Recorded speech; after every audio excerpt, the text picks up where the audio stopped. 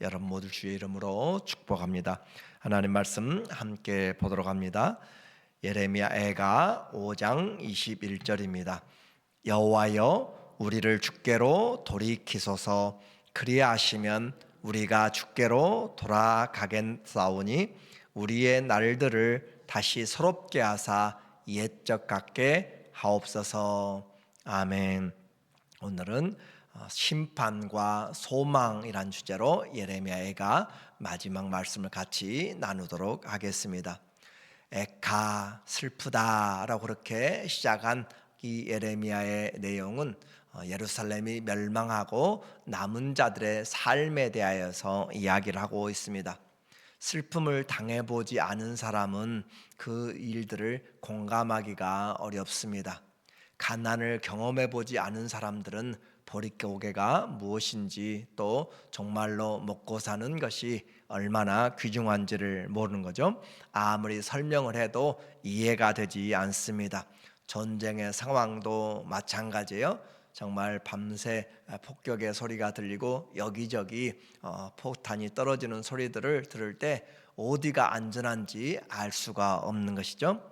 지혜로운 자는 다른 사람들의 삶을 내가 경험해 보지 않아도 간접적으로 들으면서 그것이 나에게 지혜가 되고 삶에 적용할 수 있는 것이 지혜로운 것이에요. 그래서 우리는 직접 내가 죄를 짓지 않고 감옥에 가보지 않아도 감옥의 그 어려움이, 고통이 무엇인지, 자유를 빼앗긴 것이 무엇인지를 알기 때문에, 죄가 얼마나 무서운 것인지를 알기 때문에 죄를 짓지 않으려고 하는 것, 이것이 지혜로운 자의 삶이에요.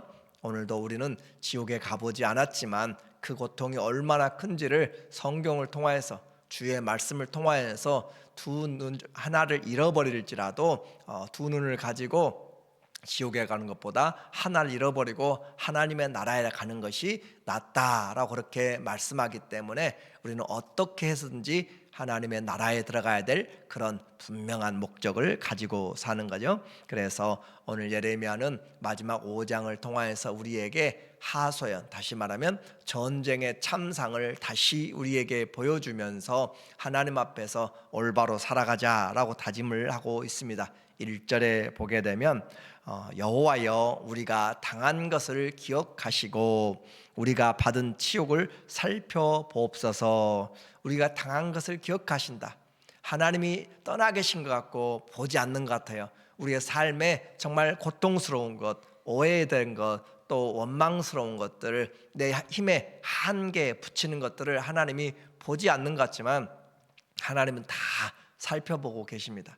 그리고 그 약속들을 다 기억하고 계세요. 그래서 우리가 당한 것을 기억하시고, 우리가 다 읽지는 않지만 어린아이들부터 노인, 남녀노소 전부 다가 이 고난으로 인해서, 전쟁으로 인해서 죽어나가고 욕을 당하고 또 노동을 당하고 탈취함을 당하여서 아무것도 제대로 남아있지 않은 것, 내 것 같지만 내 것이 아닌 그런 상태가 되어버린 것을 말하고 있어요.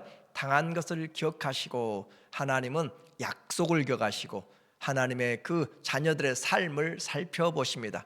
그래서 이 기억하다, 자칼이라고 하는 그 단어는 우리의 삶을 하나님이 약속을 통하여서 기억하신다. 그 이스라엘의 부르짖는 소리, 모세가 났을 때 강에 다 던져졌잖아요, 자녀들이. 그럴 때 하나님이 이스라엘의 고통을 기억하시고 살피시고 하는 거예요. 하나님이 살펴보시고 기억하신다. 그와 같이 우리의 삶을 하나님이 약속의 말씀에서 기억하시기 때문에 우리는 그 약속을 가지고 하나님 앞에 기도하는 거고, 우리가 받은 치욕을 살펴보옵소서.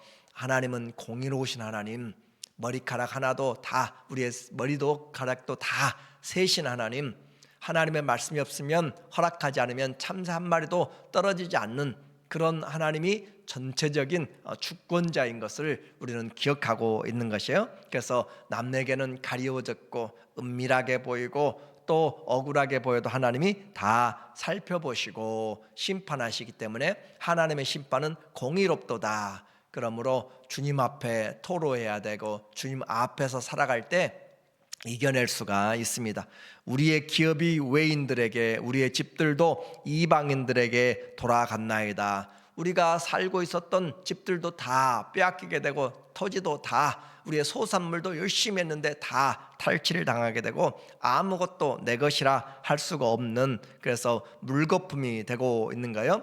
하나님의 백성들이 받는 이 치욕이 절대 가볍지 않은 것을 지금 말하고 있습니다. 그래서 하나님이 보시고 도무지 너무 심하다 할 정도로 그렇게 바벨론의 압제가 되어졌을 때 이 모든 것을 하나님 앞에 기도하면서 나가는 거죠. 그래서 물질적인 것만 아니라 가정적인 것도 다 무너졌어요. 3절에 보게 되면 우리는 아버지 없는 고아들이오며, 아버지가 없다, 가장이 없다라고 하는 것은 삶 기둥이 무너지는 것이에요.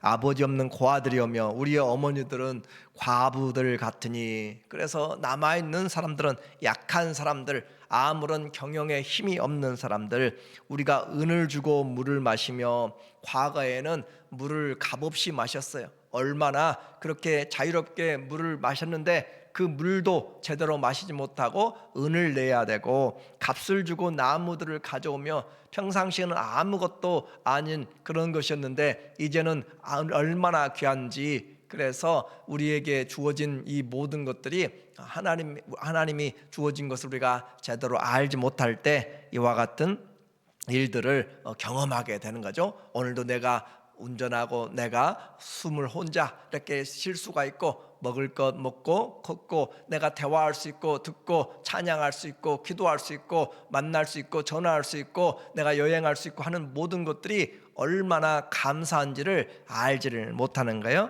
그래서 은을 주고 아무것도 아닌 것 같이 내게 하나님이 무슨 은혜를 주셨을까 라고 그렇게 생각하는 자들에게 먹고 마시는 것조차도, 숨 쉬는 것조차도 하나님의 은혜였다라는 것을 빼앗겼을 때 알게 되는 거죠.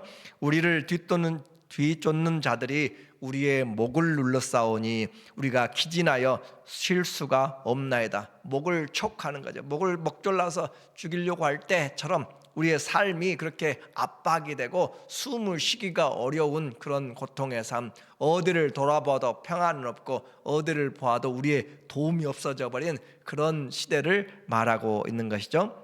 남자들은 전쟁에서 모두 죽어나갔고, 그렇게 뿐만 아니라 삶의 두려움, 언제 어디서 들려올지 모르는 이런 곳에서 그 나이든 노인들이 시간이 되어서 길거리에서 또 성문에서 이야기하고 담화하고 존경받던 그런 사람들이 다 사라져가고, 노동으로 시달려서 얼굴은 검게 배는 등에 달라붙어서 그렇게 어린아이들이 뛰놀고 해야 되는데 그렇지 못하다라는 거죠. 14절, 노인들은 다시 성문에 앉지 못하며 청년들은 다시 노래하지 못하나이다. 우리의 마음에는 기쁨이 그쳤고 우리의 춤은 변하여 슬픔이 되었사오며. 그래서 이와 같이 기뻐야 될 인생이, 하나님 때문에 기뻐야 될 인생이 그들의 죄로 인하여서 슬픔이 사라지고 기쁨이 사라지고 오히려 슬픔이 그들을 지배하고 있는, 그래서 기쁨 대신에 슬픔이 온 자리를 다 깔아버렸는데, 중요한 것은 그런 참상만 지금 예레미야가 이야기하려는 것이 아니에요. 왜 그렇게 되었는가? 왜 삶이 이렇게 고달프게 되었고 왜 이렇게 힘들게 되었는가? 그것이 바로 성경이 말하는 하나님의 말씀을 떠났던 것이다, 죄다라고 하는 거예요. 7절에 우리의 조상들은 범죄하고 없어졌으며 우리는 그들의 죄악을 담당하였나이다. 우리의 조상들은 범죄하였다. 조상들의 죄로 인하여서, 또 그들의 죄를 우리가 뒤집어 쓴다는 그런 의미보다 우리는 말했죠. 3, 4대가 함께 살아가면서 그들의 죄의 영향력을 받게 된다는 것을 말했어요. 그래서 우리 그들의 죄악을 담당하였나이다. 우리의 머리에서는 면류관이 떨어져 싸우니 오호라, 우리의 범죄 때문이다. 조상들의 죄만이 아니라 우리의 죄도 마찬가지다. 그래서 이 죄가 그들의 삶의 현장을 이처럼 고달프게 만들었다. 우리의 원수는 가난도 아니고 질병도 아니고 정말로 가장 중요한 원수는 바로 죄다라고 하는 거예요. 죄가 들어오게 되면 모든 문들이 열리게 됩니다.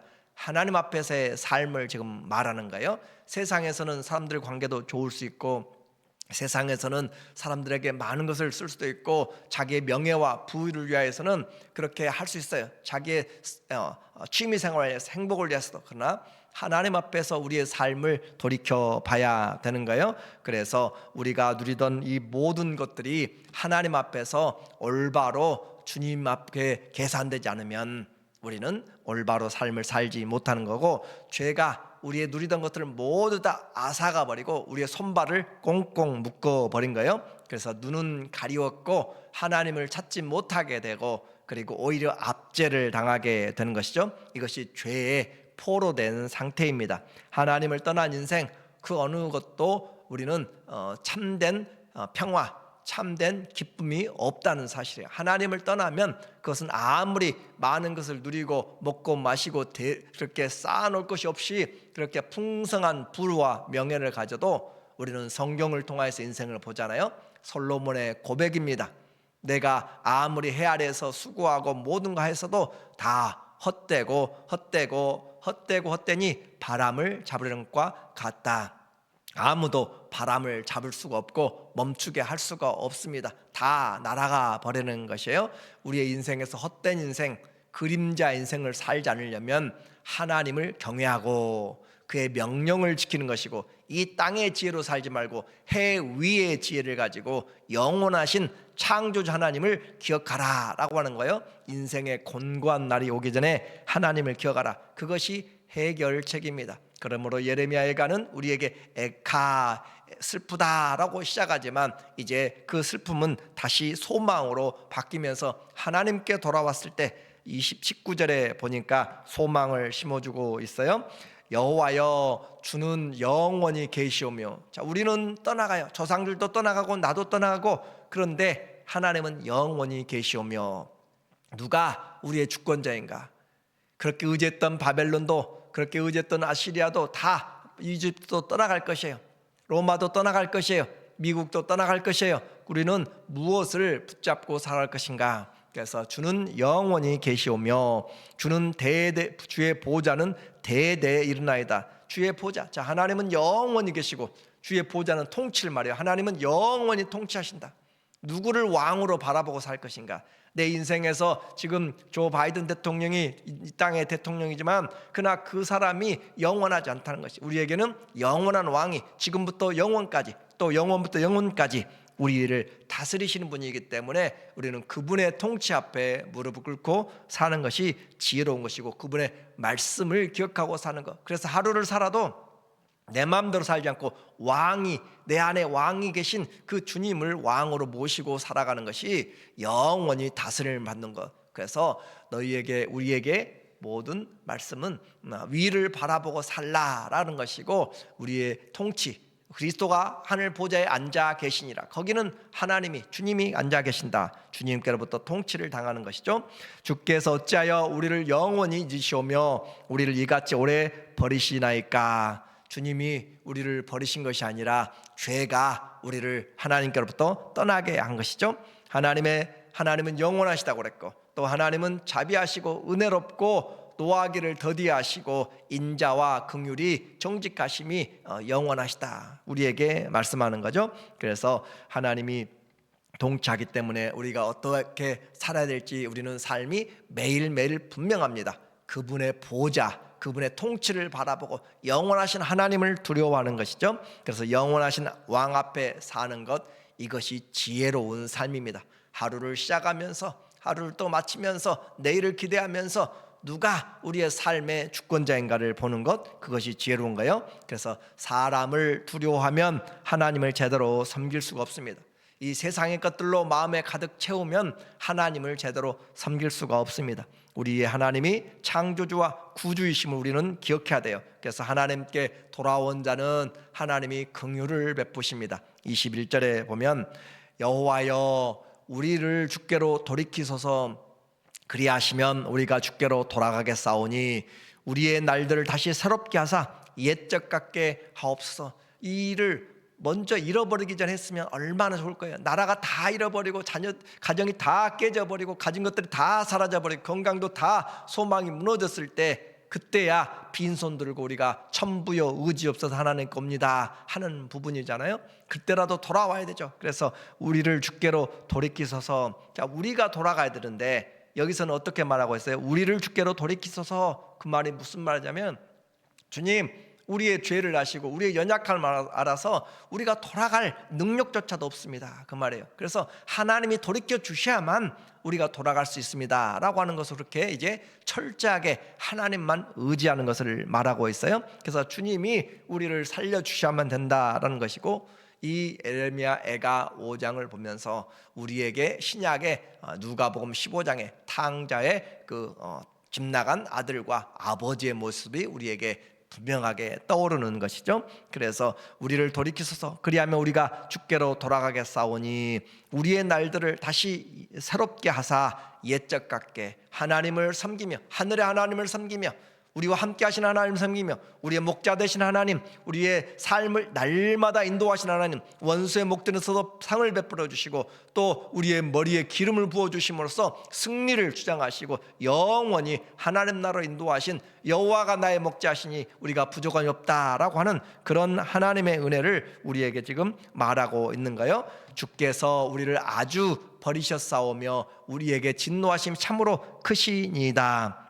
하나님께 돌아오도록, 그래서 하나님이 우리를 돌이켜 주셔야만 우리가 돌아갑니다. 주님 아니면 우리는 정말로 아무것도 없고 돌아갈 수도 없습니다. 그래서 하나님, 내 안에 그런 마음들을 다시 주세요라고 하나님께 이야기하는 거예요. 그래서 그 은혜와 사랑과 기적이 얼마나 컸는지를 이제 알게 되는 것이고, 나라를 빼앗기고 가정을 잃고 삶을 빼앗겨 보니까 이제 하나님이 어떤 분이셨는지를, 외국에서 그렇게 그들이 우상들을 말도 못하고 걸어다니도 못하고 보지도 못하고 듣지 못하는 그런 자들 앞에서 절하면서 섬기다 보니 하나님이 어떤 분이신지를 이제 알게 되었어요. 삶이 망가졌지만 그들에게 기대하는 하나님의 말씀이 있잖아요. 하나님이 어떤 분인가 우리에게 계속적으로 말씀해주고 있는 내용, 예레미야가 3장 22절에 있는 것처럼 여호와여, 우리와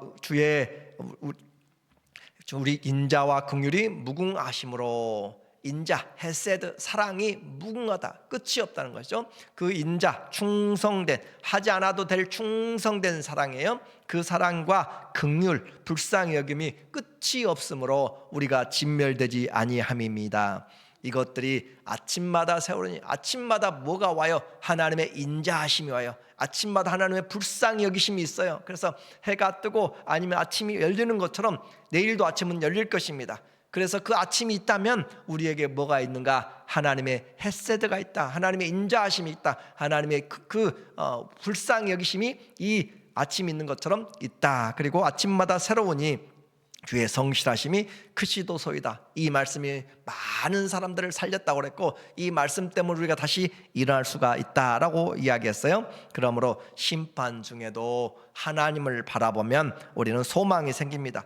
주님이 우리의 기업입니다. 그러므로 다시 일어서야 돼요. 주님께 돌아가는 것, 그것이 선지자들의 늘 외치는 것이었어요. 오늘 마지막으로 볼 말씀은 호세아 6장 1절에 이야기하는 거예요. 북이스라엘이 멸망했을 때도 마찬가지로 그와 같이 이야기합니다. 오라, 우리가 여호와께로 돌아가자. 죄 지었을 때, 망했을 때, 심판 중에 있을 때, 고통 중에 있을 때, 어떤 환경에서도 오라, 우리가 여호와께 돌아가자. 여호와께서 우리를 찢으셨으나 더러 낫게 하실 것이요, 우리를 치셨으나 싸매어 주실 것임이라. 여호와께서 이틀 후에 우리를 살리시며 셋째 날에 우리를 일으키시리니 우리가 그의 앞에서 살리라. 하나님 앞에서 사는 것, 그것보다 더 큰 축복이 없습니다. 오늘 우리 하나님 앞에 내가 기도할 수 있는 것, 찬송할 수 있는 것, 말씀을 들을 수 있는 것, 주님이 주신 사람들을 사랑할 수 있는 것, 주님이 주신 축복이고 하나님의 놀라운 은혜입니다. 그러므로 우리의 마음을 돌이켜서, 우리를 부르는 세상의 손들이 많이 있어요. 사람들이 많이 있어요. 일들이 많이 있어요. 그러나 우리가 정말로 돌아가서 살아야 될 주소는, 장소는 바로 우리 아버지 안에서, 그리스도 안에서, 말씀 앞에서 우리가 살아갈 때 참된 평강, 내게 주신 것이 얼마나 큰지, 내게 주신 모든 은혜를 내가 무엇으로 보답할꼬, 그런 믿음의 축복이 우리 모두에게 있기를 예수님의 이름으로 축원합니다. 아멘. 기도합니다. 하나님 아버지, 오늘도 우리를 말씀으로 부르시는 그 하나님 앞에 섰습니다. 삶을 주님 앞에서 겸손하게 돌아보게 하시고, 주님 우리를 살펴보시옵소서. 주님 우리를 기억하여 주시고 말씀을 기억하여 주시고 하나님께 나온 자들에게 한없는 하나님의 헤세드 인자하심과 긍휼을 베푸심으로 오늘 아침에도 새롭게 하시고 우리의 인생에도 새롭게 부어주셔서 예수 그 이름으로 승리하도록 도와주시옵소서. 예수님의 이름으로 감사하며 기도합니다. 아멘.